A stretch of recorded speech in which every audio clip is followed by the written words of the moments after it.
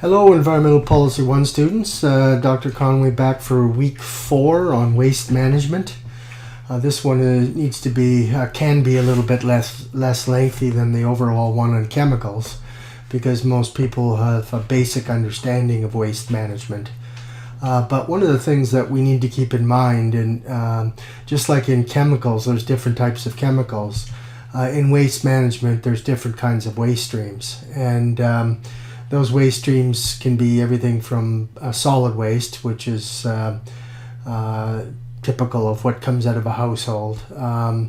We also have hazardous waste, which has toxic or hazardous properties, mostly chemicals, of course, building on last week, that have to be managed differently than solid wastes. And then we have biomedical waste, which is another whole class of waste, which would be pharmaceuticals, tissue, human disposal of these harmful substances requires a different set of treatment than solid waste would be. That's why in most of waste management regimes you have basic solid waste collection, which we get at our doors or at the end of our driveways consistently, and those go to a typical solid waste management facility that will have certain engineering requirements to make sure there isn't leachate and other harm to the environment in the general area. But their requirements for pre-treatment of that waste is relatively minimal as compared to what we would find with hazardous waste, which can't simply just be dumped into a regular waste management facility, but rather has to go to a specially engineered waste management facility, which would have a rubber lining and would have other engineering attributes that would prevent these wastes from running off into the environment and exposing human beings in the surrounding area, not to mention flora and fauna. So those wastes have to be directed away from the solid waste management stream to their own waste management stream that has more stricter requirements. For example, you can't put liquid waste directly into a hazardous waste management facility. Those wastes have to be what we call pre-treated to make them less able to run off into the environment or to mitigate their ability to seep into the water system, groundwater system, and so forth. So those would typically be pre-treated. So whereas solid waste don't typically have a pre-treating, even though they may be compacted and so on. Hazardous waste often have pre-treatment requirements before they can even be thrown out as waste. And in biomedical waste, the same thing would apply, but the treatments would be different. And typically, a lot of biomedical waste is incinerated in special incinerators that burn at such a level that they, at the exact temperature that mitigates them dumping dioxins or furans or coplanar PCBs into the environment. Again, a different set of requirements for biomedical waste from hazardous waste, and again from solid waste. We often think of these things as in these categories. Municipal waste from households and commercial centers would typically be the things that you see picked up at the end of your driveway. But one difficulty we have with waste management, of course, is that some hazardous waste get moved into solid waste or dumped with solid waste, such as batteries, paints, oil mixtures, and so on. So it's a constant struggle for waste management systems at the municipal level to what we call waste separate these compounds into these wastes into the proper waste streams that are required. So you can see that that's going to be very difficult. It's an ongoing exercise. Then we have a class of waste called industrial waste from processing, manufacturing, and services. These include, of course, hazardous waste, sludge from wastewater treatment plants, all kinds of chemicals, any type of industrial waste that needs to be managed in a different way because they're hazardous waste. So even within hazardous waste, there are different categories. There's solid waste, solid hazardous waste, liquid hazardous waste, and gaseous hazardous waste, and each has to be managed in a different way depending upon the nature of that waste. So you can see it's a whole industry in and of itself. It's a very complex industry to manage. Then we have what we call discarded appliances or electronic waste. Those would be washers, dryers, computers, computer boards, cell phones, and so on, which is a whole different class of waste. And because recycling tends to become a much bigger factor there. So how do we channel this waste stream into proper recycling so that all those metals that are used in these appliances are not wasted? They can be recycled, because obviously we want to recycle rather than end of life disposal for obvious reasons. Why? Well, we don't have to take more of it out of the environment, causing more harm to the environment, and two, it doesn't go into a waste site where it can escape into the environment. So we're trying to recycle it in an environmentally sound manner so it can be reused. Healthcare and laboratory waste is that other category that I told you about, from hospitals, clinicals, medical and nursing facilities, and even offices and laboratories, like laboratories where they do blood sampling, tissue sampling, all that kind of thing. All that has to be safely disposed of, and you can't just dispose of it in a solid waste facility. It has to be disposed of in a waste management stream that is for biomedical and laboratory type waste. And then another huge waste category is what we call construction or demolition waste, which we see a lot of, that we often don't want to just go into the solid waste management stream either, even though a lot of it is inert. We don't want it going there because it will exhaust or fill up solid waste management facilities very quickly, and a lot of it can be recycled, obviously. Like if you have cut ends of 2x4s in building a house, or shingles or rubber pieces or whatever, all of that can typically be recycled. And we're now in the industry, the industry is now spending a lot of time finding out discovering how to reduce those wastes, because construction waste is one of the biggest waste streams we have in our society. All you have to do is watch people building a house, and you'll know what I'm talking about. A lot of waste that gets hauled away from housing construction sites and commercial construction sites. We have another category that's called, is agricultural waste. Well, what do we do with crop residues, manure, chemical waste such as pesticides? So you can see managing that waste stream is very difficult. I mean, some can go to composting, relatively harmless. But if you have old and used or out-of-date pesticides, those can't just go to that. They have to go to the hazardous waste stream. So again, a major challenge of waste separation, right? So your system has to be set up for that waste separation. And then we have marine and related waste, which is another class in and of itself, because that stuff tends to get dumped into the ocean when ships flush their bilge and things like that. There's marine litter, products dumped at sea, land-based waste that are discarded into the ocean. We have lots of problems with that all over the world, but including in developing countries in particular. And waste from dismantled ships, ship recycling.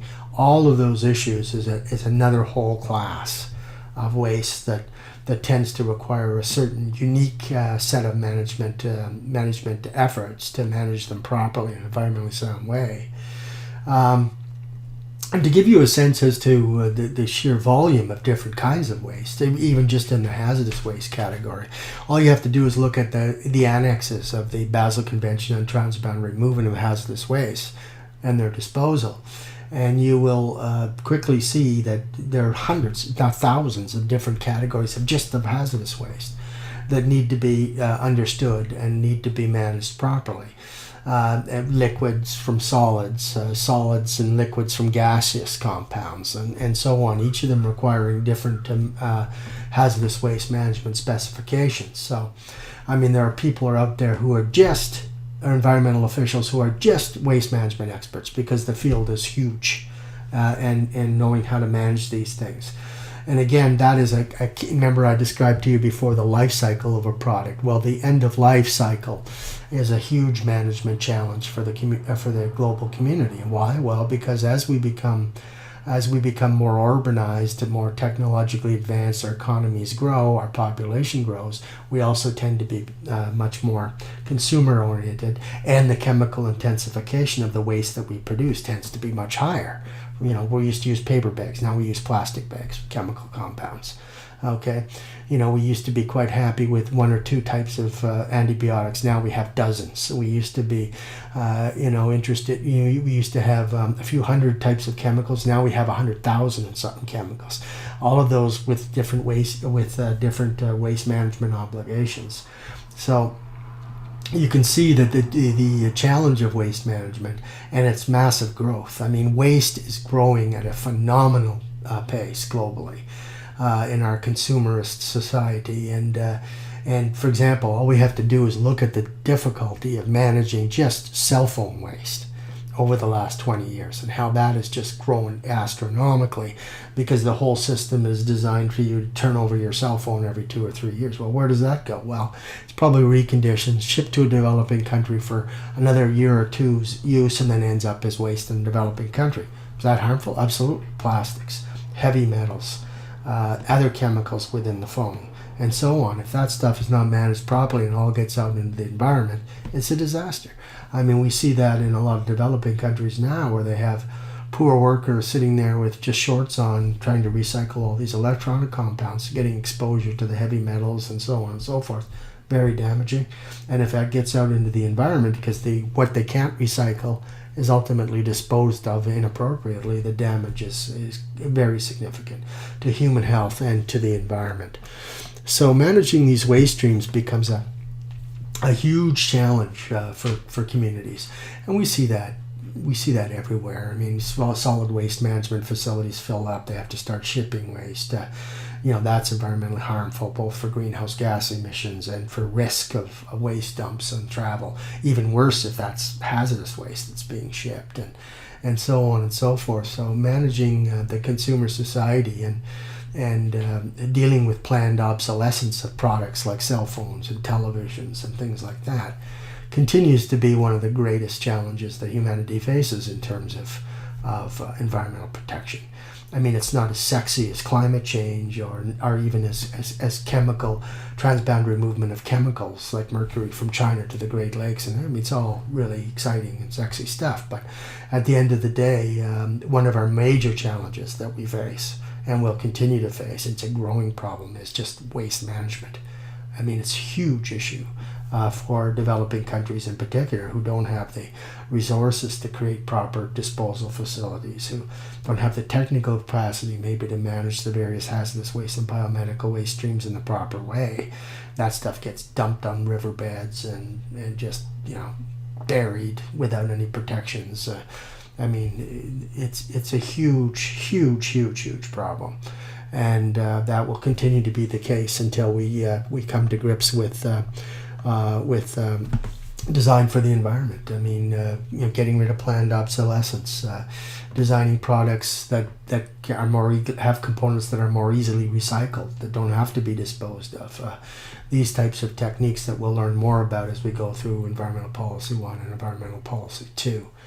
But again, it's a life cycle issue. You can see how what happens at the waste stream end of the life cycle of a product actually started at the very design concept of the product, you see. Because if you design for recycling and you design for proper management of the end of the life cycle, you have a much less problem at the end than you currently have. So that's why life cycle, design, inputs, manufacturing, all of those stages also have waste associated with them. So again, I return you to the life cycle concept as being a very key issue of understanding all types of environmental problems. Okay, so it's important to understand these different kinds of waste streams and how they each have different requirements, and how even when you're considering waste, you're still talking about managing the entire life cycle of a product. Because if you want to deal with, for example, electronic waste in a more environmentally sound manner, then the reality is that you actually have to start with that at the design stage. How can we design products where, when they become end of life, which is bound to happen, are their components easily recyclable, easily disaggregated and recycled in the proper way, or is it too difficult? Are they solid state components that we can't recycle, they end up in the waste stream? It's sort of like what happened to us with washers and dryers they say in the 50s in Canada, where you could drive along country roads and people not knowing what to do with them. There'd be a washer and dryer sitting out there in some haphazard, dump site, in the country. There'd be a washer, dryer, and sitting out there, just rotting in the environment. It's a huge eyesore with environmental implications. But now, we have places where we can take these things. We could take it to Sam's, appliance shop, and he'll either rejuvenate the product, refurbish it, or he'll send it off to disposal in various components, electronic components, metal will be recycled, and so on and so forth. But it wasn't like that before. We had lots of problems with these things just being discarded all over the place in a haphazard manner. You could go into the major city dumps and just see them all over the place, hundreds of them, thousands of them, just laying out there. What a waste of natural resources, right? What a waste of an opportunity to recycle these things so we don't have to go into the environment and take more of them out. More of the compound or the natural resources out that we need to build these metals and these electronic components and so on. So the same thing has to happen in a number of other different areas. Same was true of tires. Remember, tires used to be garbage all over the place. We'd see them all over the place. Now they're basically all recycled. They're recycled into matting materials, construction materials, and so on. They're almost all recycled at one point or another now. And the same thing went for cars in general. I mean, cars now are recycled to a far greater extent than they ever used to be recycled. But you used to be able to see abandoned cars all over the place. Even in North America, you still see it in developing countries. So the waste management challenges we've been improving, but they're still enormous, astronomically huge problems in the management of waste streams of all kinds. And obviously, when we're dealing with waste streams, solid waste stream, we can do some things about it. We can recycle without all the hazardous and toxic waste provisions that are needed. But when you're talking about hazardous waste, it's a really complex challenge. So green design tries to minimize the amount of hazardous compounds we would even use, toxic compounds we would even use in manufacturing. Or we would switch out toxic compounds for less harmful or less toxic, less persistent, bioaccumulative, and toxic compounds to make the product. Okay, so there's lots of things going on in the hazardous waste field that need to be understood. But as we go through both 1 and 2, you'll see more and more of those come out. Okay, so we'll see you again for the next week, week 4. Take care.